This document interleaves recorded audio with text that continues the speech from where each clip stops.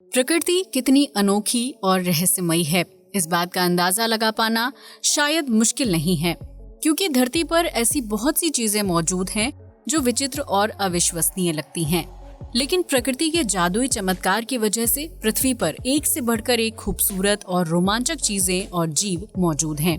हालांकि कई बार प्राकृतिक घटनाएं इंसान को हैरान कर देने वाला काम कर जाती हैं, जिनके बारे में आप और हम सोच भी नहीं सकते। तो आइए जानते हैं पृथ्वी पर घटित ऐसी ही कुछ अविश्वसनीय नेचुरल फिनोमेना के बारे में, जिन्हें देखकर आपके भी होश उड़ जाएंगे। Massive snake ऑर्जीज।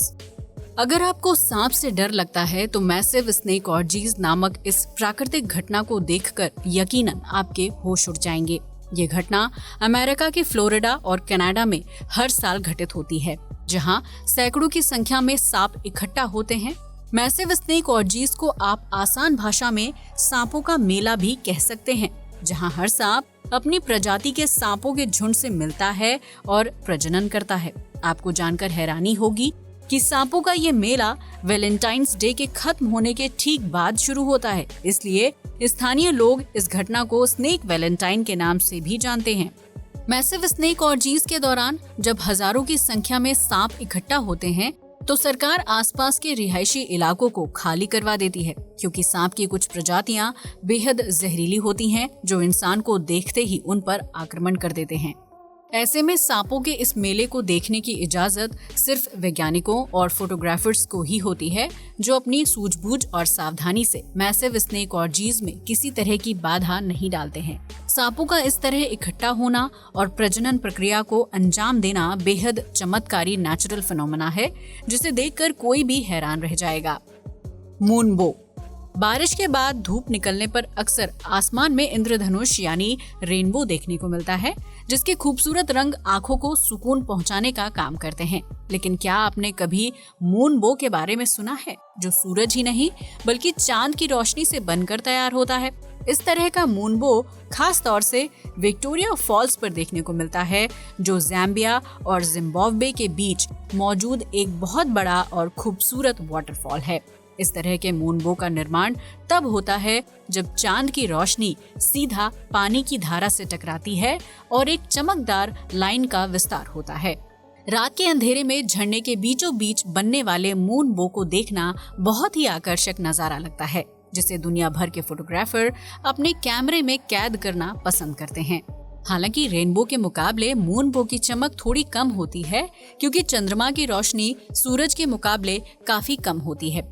ऐसे में मूनबो में आपको चंद्रमा की शीतलता और सौंदर्य का खूबसूरत नजारा देखने को मिलेगा, जो दुनिया भर के विशालकाय झरनों पर रात के अंधेरे में बनता है। Lawn blisters. घास के हरे भरे मैदान में बैठना, खेलना या चलना बहुत ही सुखद अनुभव देता है। लेकिन तब क्या हो जब आपके घास का मैदान अचानक से फूल जाए। घास के मैदान को यूं फूला हुआ देखना अपने आप में बहुत ही विचित्र नजारा है, जिसे लॉन ब्लिस्टर्स के नाम से जाना जाता है। इस तरह की प्राकृतिक घटना तेज और मूसलाधार बारिश के बाद देखने को मिलती है, जब जमीन जरूरत से कई गुना ज्यादा पानी सोख लेती है। ऐसे में घास के मैदान में बरसात का पानी अंदर तो चला जाता है, लेकिन उसे बाहर निकलने के लिए कोई जगह नहीं मिलती है। जमीन की मिट्टी पहले ही बहुत ज्यादा पानी सोख चुकी होती है, इसलिए वो अतिरिक्त पानी को सोख नहीं पाती है, जिसकी वजह से घास के नीचे और मिट्टी के ऊपर पानी इकट्ठा हो जाता है। ये इकट्ठा पानी किसी गुब्बारे की तरह लगता है, जिसके ऊपर चढ़कर आप खेल कूद कर सकते हैं। आमतौर पर कुछ घंटों बाद लॉन ब्लिस्टर्स अपने आप ही फूट जाते हैं और उनके अंदर मौजूद पानी बाहर निकल जाता है, जिसके बाद घास दोबारा से सामान्य हो जाती है। हालांकि कई मामलों में लॉन ब्लिस्टर्स हफ्तों तक नहीं फूटते, जिसके बाद घास के किसी हिस्से में छेद करके पानी को बाहर निकालना पड़ता है। इस तरह के लॉन ब्लिस्टर्स विदेशों में काफी ज्यादा देखने को मिलते हैं, जहां घर के पानी का पाइप फटने या ज्यादा बारिश होने की वजह से इस तरह का नेचुरल फिनोमेना देखने को मिलता है। Fish rain. आसमान से बारिश के साथ ओले या बर्फ गिरना बहुत ही सामान्य घटना है, जिसे आपने कभी न कभी जरूर देखा होगा। लेकिन तब क्या हो जब एक ही जगह पर सालों से मछली की बारिश होती हो। जी हाँ, आपने बिल्कुल सही सुना।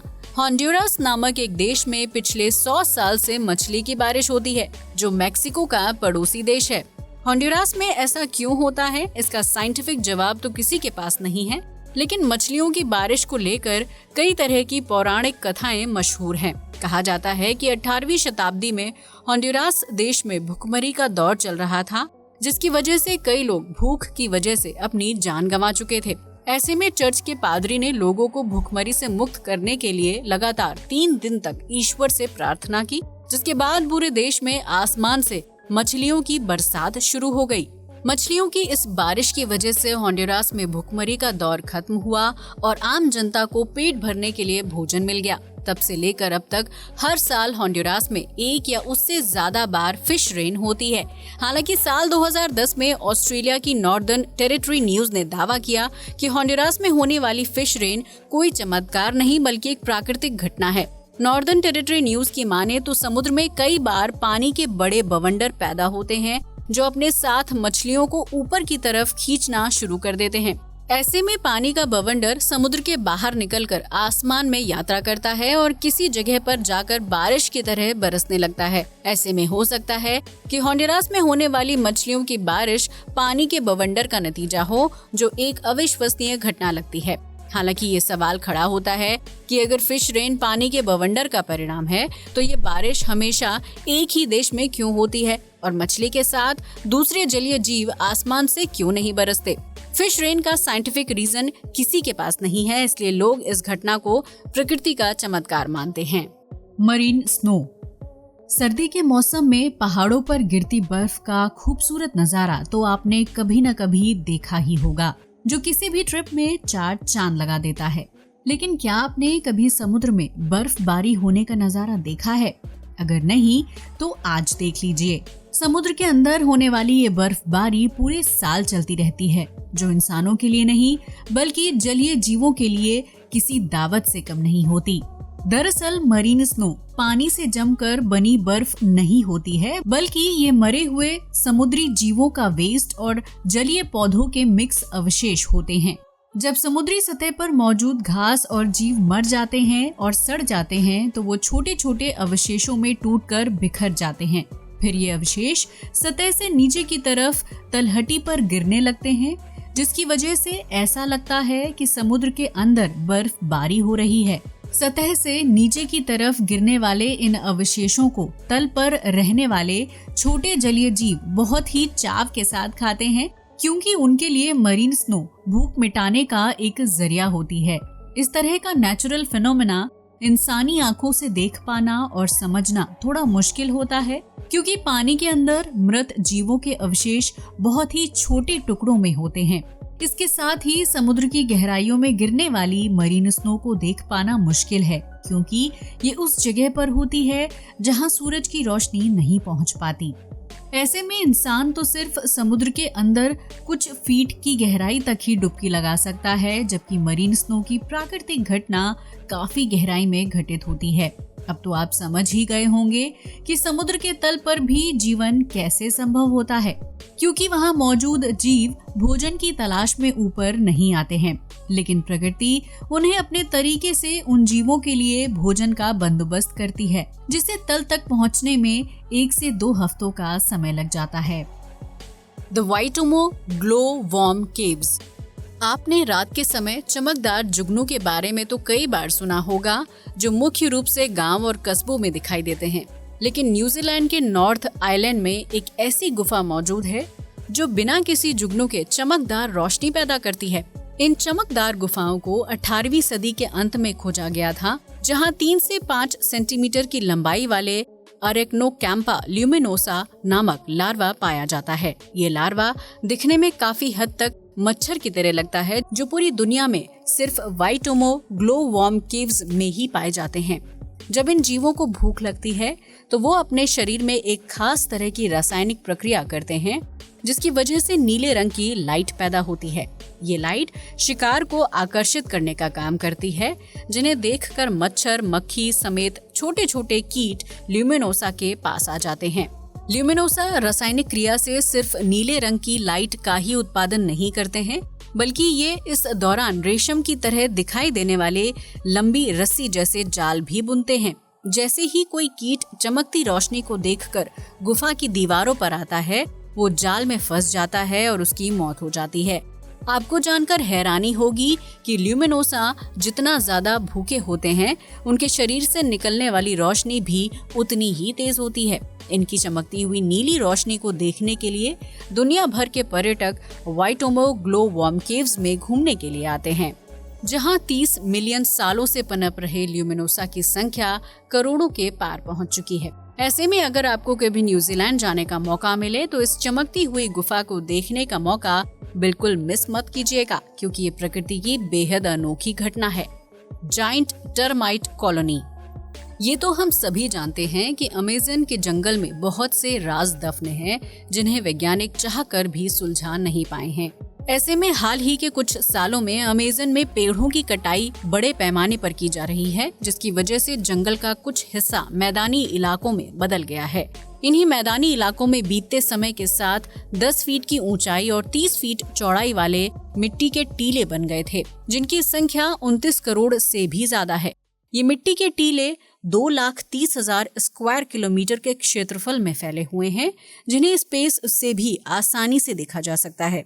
ये एरिया इतना बड़ा है कि उसमें इंग्लैंड, स्कॉटलैंड और वेल्स जैसे देश आसानी से समा सकते हैं। ऐसे में सवाल खड़ा होता है कि आखिर मिट्टी के इन टीलों का निर्माण किसने किया होगा? तो इस सवाल का जवाब है दीमक। जी हाँ, आधे इंच के आकार वाले दीमक ने अमेज़न जंगल के बड़े हिस्से में अपनी कॉलोनी बसा ली है।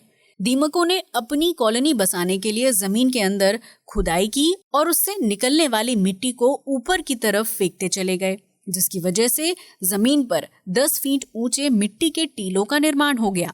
अगर दीमकों द्वारा खोदी गई इस मिट्टी की तुलना की जाए तो वो मिस्र में मौजूद 4000 पिरामिड्स के बराबर होगी। इस बात से आप अंदाजा लगा सकते हैं कि दीमक जैसा छोटा सा कीड़ा कितना मेहनती और ताकतवर हो सकता है, जो अपने आकार से कई गुना मिट्टी खोदकर टीले खड़े कर देता है। कीट विशेषज्ञ स्टीफन मार्टिन ने दीमक द्वारा बनाए गए इन कॉलोनियों की जांच की और बताया कि दीमकों को इस पूरे इलाके को तैयार करने में लगभग 4000 साल का समय लगा होगा। जब अमेज़न के जंगल में दीमक की इस कलाकारी का खुलासा हुआ तो कई विशेषज्ञों ने इस कॉलोनी और टीलों की जांच करने का फैसला किया। उन्होंने मिट्टी के टीलों को अंदर से देखा, जिसमें छोटे छोटे रास्ते, सुरंग और हवादार चिमनियां मौजूद थीं। भले ही इन कॉलोनी को दीमकों ने बसाया था, लेकिन उनके निर्माण का तरीका और आइडिया बहुत ही विचित्र था। इस तरह के नेचुरल फिनोमेना जीवन में कभी कभार ही देखने को मिलते हैं, जहां दीमकों ने अपना पूरा का पूरा शहर या यूं कहें कि देश बसा लिया हो। तो ये थे दुनिया भर में घटित होने वाले कुछ ऐसे नेचुरल फिनोमेना जिन्हें अपनी आंखों से देखना किसी चमत्कार से कम नहीं है। क्या आपने इनमें से किसी नेचुरल फिनोमेना को अपनी आंखों से देखा है? अपना जवाब कमेंट करके जरूर बताएं। इसके साथ ही अगर आपको ये वीडियो पसंद आया हो तो इसे लाइक और शेयर करना बिल्कुल ना भूलें और हमारा चैनल भी सब्सक्राइब करें। जय हिंद दोस्तों।